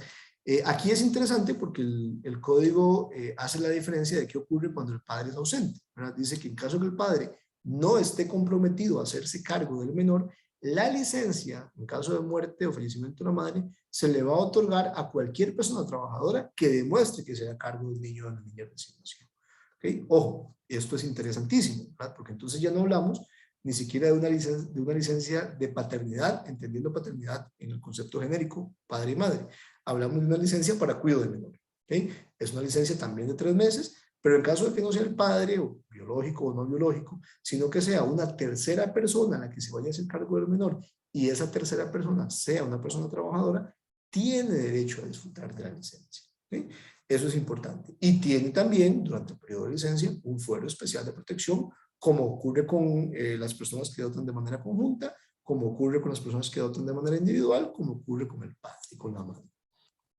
Muy bien. Las formas de pago de subsidio. En realidad, el manejo del pago del subsidio, muchachos, que hemos venido viendo y que se desarrolla según las licencias que estamos analizando, pues técnicamente, diría uno, es relativamente simple porque sigue los mismos principios que el actual pago de subsidio de la licencia por maternidad, ¿verdad? ¿A qué me refiero con esto? A que el pago del subsidio se rige por lo dispuesto por la normativa, lo dispuesto por la Caja Costarricense de Seguro Social y su normativa sobre el riesgo de maternidad. Básicamente lo acoplamos al resto de licencias, ¿verdad? Aunque diga de maternidad, se acopla al resto de licencias, ¿verdad? Voy a brincarme al segundo punto porque lo quiero dejar de último. Establece que para que no se interrumpa la cotización durante el periodo de licencia, la persona empleadora y la persona trabajadora deben aportar al sistema de seguridad social sus respectivas contribuciones sociales sobre el 100% del salario durante el tiempo que dura la licencia. Ya lo habíamos visto, lo mismo que ocurre con la mujer en estado de embarazo. ¿Okay? Dice que los derechos laborales derivados del salario y los establecidos por ley a cargo de la persona empleadora se deben cancelar en su totalidad de la persona trabajadora. ¿Okay? ¿Qué quiere decir esto? Los periodos de licencia no van a afectar los derechos laborales derivados del salario. Por ejemplo, los periodos de licencia no afectan el aguinaldo de una persona. Mientras la persona está en periodo de licencia, recibe el 50% por parte del patrono, 50% por parte de la caja, pero su aguinaldo no se va a ver afectado. Su aguinaldo lo debe recibir de manera completa, ¿verdad? Y por supuesto, las licencias especiales no interrumpen la continuidad del contrato de trabajo. Los 3 meses, supongamos, de licencia o los 2 días de licencia por paternidad por semana se entienden como periodo continuo de trabajo para efectos de acumulación de antigüedad. ¿Dónde me quiero detener un momento? En el punto 2, que no lo leí. El tema del subsidio, el monto del subsidio. Vean que el punto 2 dice que el monto que corresponde al pago de licencias deberá ser equivalente al salario de la trabajadora. Esto es porque quedó igual, la reforma no cambió lo que decía el código anteriormente en cuanto a este punto.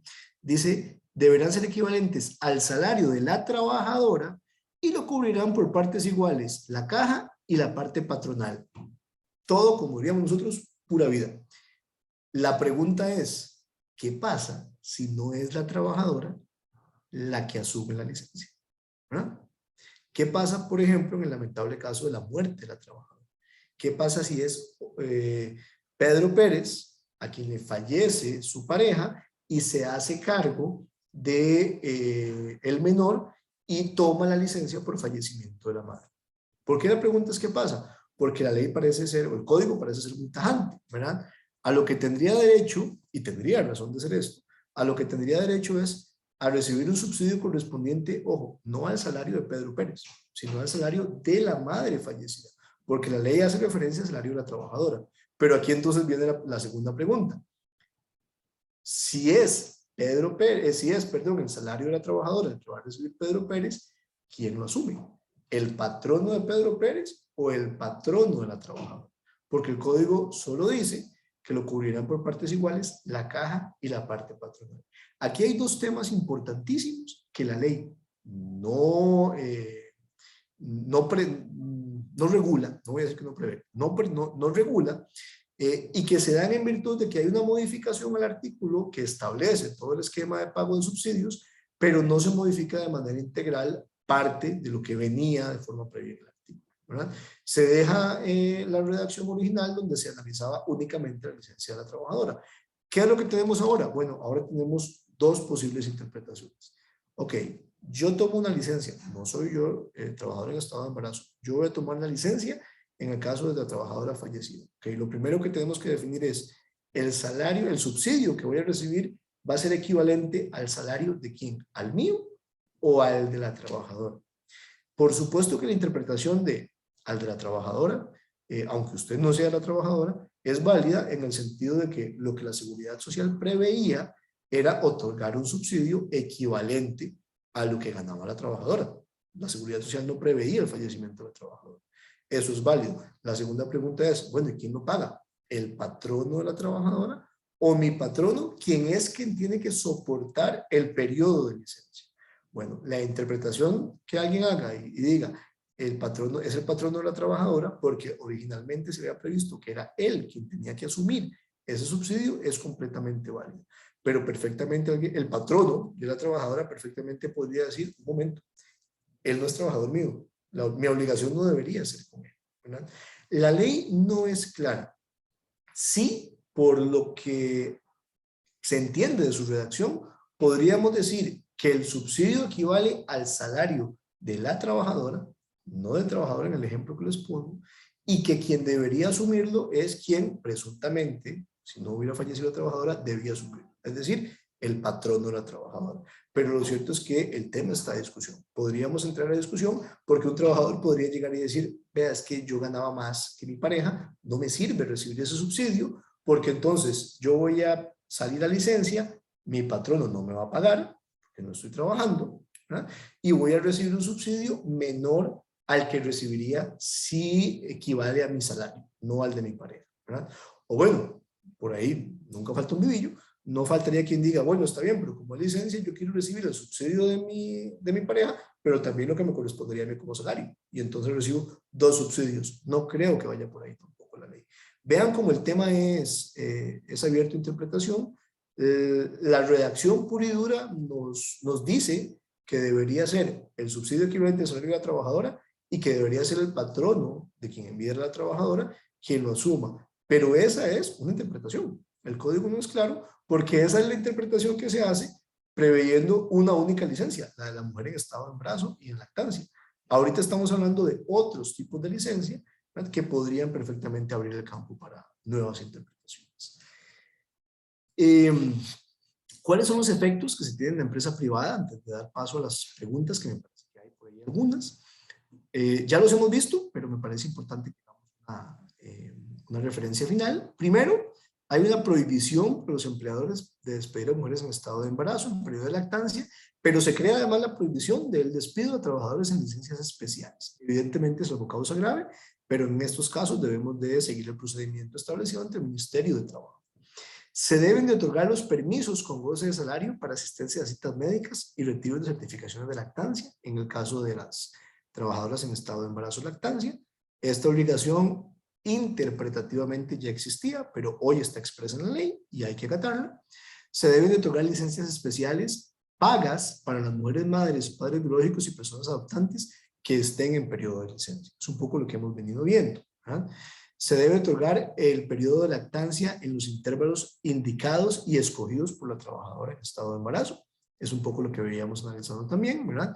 ¿Quién determina los intervalos de lactancia o de extracción de leche? Es la trabajadora y hay obligación de entregar estos periodos. Se debe acondicionar un lugar especial para aquellas madres que estén en periodo de lactancia o que estén amamantando a su bebé para que amamanten o se extraigan leche. Sí, ¿a partir de cuándo? ¿A partir de cuánto? Perdón, con una trabajadora que esté en periodo de lactancia, yo debo de acondicionar el espacio físico. Eso implica que tengo que tener un espacio físico única y exclusivamente destinado para eso. No necesariamente, la ley no nos dice eso, o ya no nos dice eso, por lo menos. Antes nos lo exigía si teníamos más de 30 trabajadoras, ahora no, pero sí tenemos que tenerlo acondicionado. ¿Okay? Y tenemos que evidentemente tenerlo disponible para colaboradora o las colaboradoras tengan que hacer uso de él. Y finalmente, es importante hacer una revisión, una reestructuración de los parámetros de discriminación en el centro de trabajo.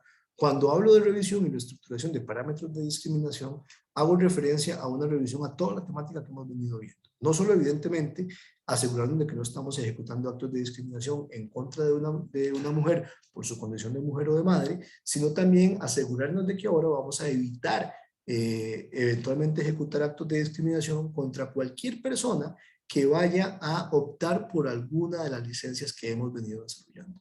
Y paralelamente, en toda la relación con el tema de la discriminación, vamos a tener que revisar nuestro esquema de manejo de licencias, incapacidades y permisos. Necesariamente tenemos que hacerlo, necesariamente, si me lo preguntan, deberíamos tenerlo regulado mediante un instrumento interno, preferiblemente una política, porque eso es lo que nos va a permitir, según nuestra realidad, marcar la cancha de las reglas que nos está dando el código de trabajo. Rebe, no sé si tenemos más preguntas por ahí, tal vez para poner ese espacio. Osma, tenemos una lista de preguntas bastante extensa. Entonces, quería consultarte, porque sé que estamos sobre el tiempo, si las manejamos acá en vivo o si las hacemos por correo, como vos prefieras. Sí, si te parece, Rebe, podemos atender tal vez un par que tengan que ver, unas 2 o 3 que tengan que ver con esta última parte que conversamos. Y les prometemos, de verdad, darle respuesta por correo electrónico a las que quedan pendientes e igual a las que ya contestamos para que las tengamos por ahí todos pues ya respondidas. Entonces, si quieres vemos unas 2 o 3 y el resto, pues me disculpo de verdad. Los que ya me conocen saben que hablo mucho, los que me conocen hasta hoy sepan que hablo mucho. Entonces me disculpo porque sí me robé 10 minutos de más. Pero si quieren vemos unas 2 o 3 preguntitas, breve, porque no me gustaría dejar la totalidad de preguntas sin responder y les prometemos que les enviamos a todos la pregunta y la respuesta para que la tengamos ahí en el registro. Ok, tal vez voy a retomar el tema de lactancia. Voy a hacerte, digamos que 2 o 3 preguntas seguidas que yo creo que van con el mismo tema.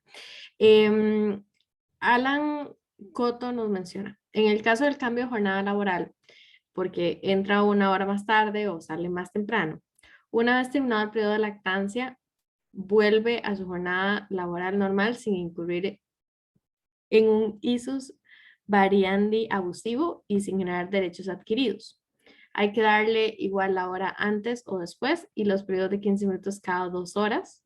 Y ahí le sumo el comentario de Andreina Sancho que dice, además de la hora de lactancia, me parece que es obvio que hay que dar tiempo para extraer leche durante el día. Es así, pensé que es un tema natural y físico. Sí, ok, qué buenas preguntas. Vamos a ver, respondiendo tal vez el tema de la pregunta que nos hace Alan. Alan, y agradecidísimo de que estés con nosotros, de verdad. Lo primero, bueno, y específicamente para Alan, no voy a hacer referencia al resultado clásico de ayer, Alan, no te preocupes. Vamos a hablar únicamente de los temas de la pregunta, no de fútbol. Los liguistas no quieren hablar de fútbol. Mira, en cuanto a tu pregunta, que si podría o no considerarse un derecho adquirido, el tema de la hora de lactancia,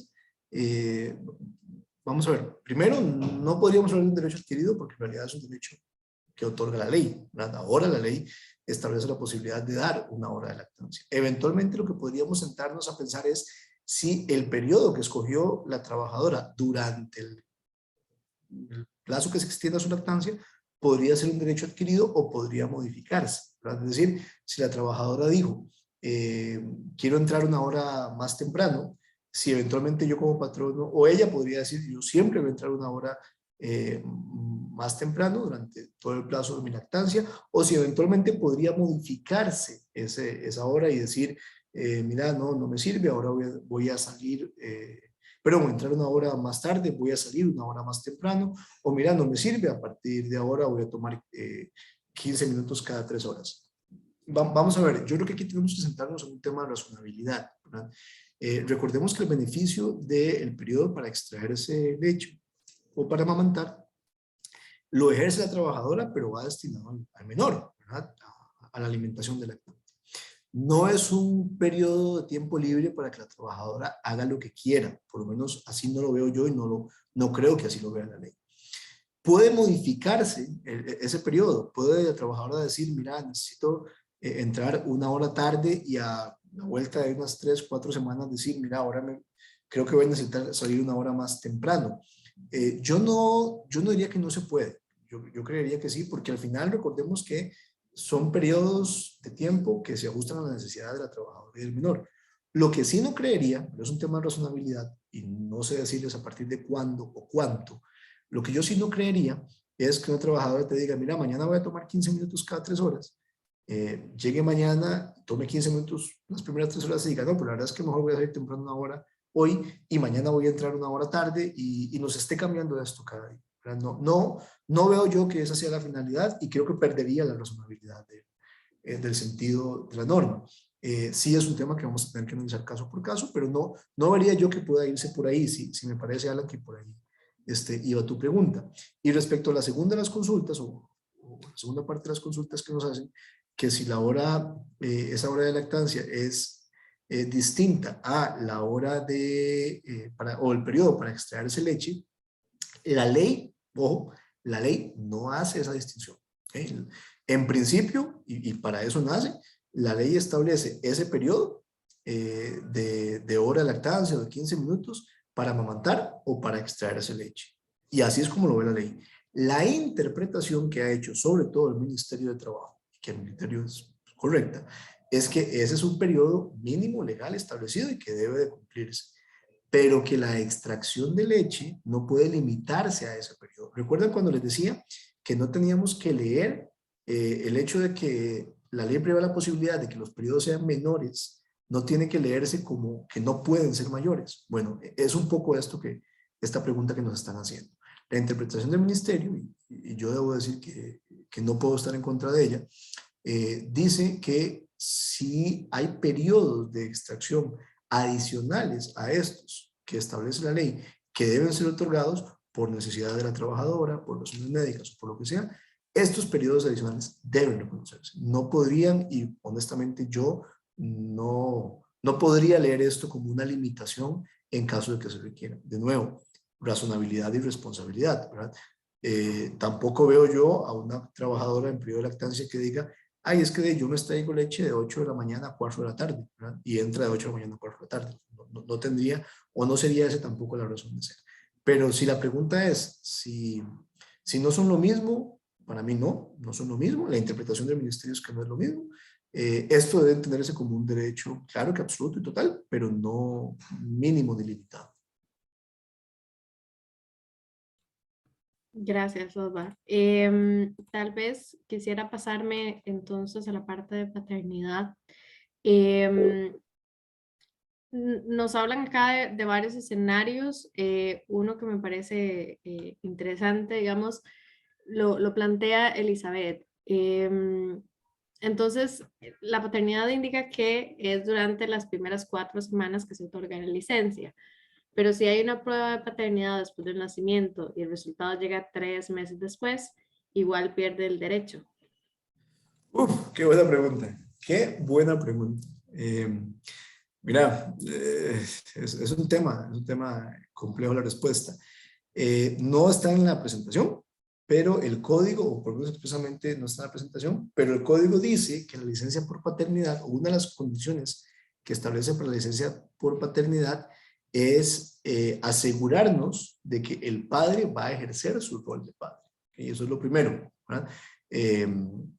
Recordemos que una de las finalidades de la ley es generar la corresponsabilidad en la crianza de los niños, de los hijos. Entonces, pues es un tema que ocurre, ¿verdad? Lo primero que tendríamos que sentarnos a analizar es si esa prueba de paternidad que llegó 3 o 4 meses después se da en virtud de que el padre está o no asumiendo su responsabilidad como padre. Porque si no la está asumiendo, en principio la ley no le prevé la licencia. De nuevo, como la licencia por maternidad, esto no es un periodo de días libres porque el papá haga lo que quiera. Es un periodo de días libres que la ley prevé para que esté con su hijo recién nacido. Entonces eso es lo primero. A partir de ahí, Si la respuesta es, pues le hicieron una prueba de ADN porque él niega su paternidad, lastimosamente es posible, y no ejerce su paternidad, pues no tendría derecho a la licencia, no debería asumir. La otra opción es, llegó 3 meses tarde el resultado de la prueba de ADN, que creo que no duran tanto. Llegó 3 meses tarde,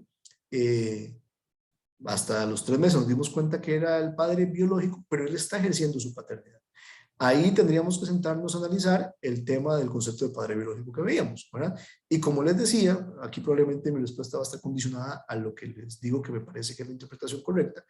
Ese concepto biológico vamos a tener que superarlo muy rápido, ¿verdad? Si no es que ya, antes de que entre en vigencia la ley, vamos a tener que superarlo ya. Independientemente de que sepamos o tengamos certeza que es uno el padre biológico, si él ejerce su paternidad, tendría derecho a disfrutar de la licencia. Ahí me parece, bueno, perdón, y hago la aclaración y la excepción. Ejercer su paternidad no es vivir en el mismo techo que la madre, ¿verdad? Puede ejercer su paternidad aunque no vivan juntos. Puede ejercer su paternidad aunque no tenga una relación de pareja. Voy a ser papá, no estoy seguro, voy a hacer una prueba de ADN, no estoy con la madre de mi hijo, pero yo voy a ejercer mi paternidad. Mientras tenga duda, yo lo voy a ejercer. Bueno, ahí tendría derecho a la licencia. Son temas muy casuísticos, pero en respuesta a tu pregunta, no podemos hacer nunca, a mi criterio, no podemos hacer nunca una interpretación restrictiva de este tipo de figuras. Eso sería probablemente lo más riesgoso, hacer una interpretación restrictiva. Tenemos siempre que tratar de hacer una interpretación amplia de lo que, de cómo podemos aplicar este beneficio, sin, de nuevo, razonabilidad, sin entrar nunca a abusos de la ley, que probablemente puedan darse, sí, yo no puedo decirles que no, porque probablemente puedan darse abusos, pero yo prefiero un grupo excepcional que abuse de la ley, a que pensando que todo el mundo va a abusar, no la apliquemos. No, siempre tenemos que pensar de manera propositiva, de manera protectora, y siempre tenemos que hacer una interpretación amplia para aplicar esto. Bueno, de verdad muchísimas gracias. Nos ganó el tiempo, o me ganó el tiempo, más bien, me les robé por ahí unos 20 minutitos más de lo que teníamos previsto. Yo, como siempre, quiero agradecerles por el espacio, por la confianza que tienen en nuestros seminarios, en nuestros webinars. Nos dejamos la tarea de dar respuesta a cada una de las preguntas que se hicieron, tanto las que respondimos acá como las que han quedado pendientes, y también nos damos la tarea, y Rebe me ayuda, para enviárselas a todos, para que todos tengamos la posibilidad de tener pues, el banco de preguntas y respuestas ahí a mano. Reiterarles de verdad el agradecimiento por haber estado esta mañana con nosotros. Es una ley importante, es una reforma considerable, tiene efectos bastante importantes, me parece a mí, a nivel de la legislación laboral. Van a venir muchas dudas en el camino, vean las dudas que están saliendo en este momento, y llevamos poco más de hora y media conversando apenas del tema.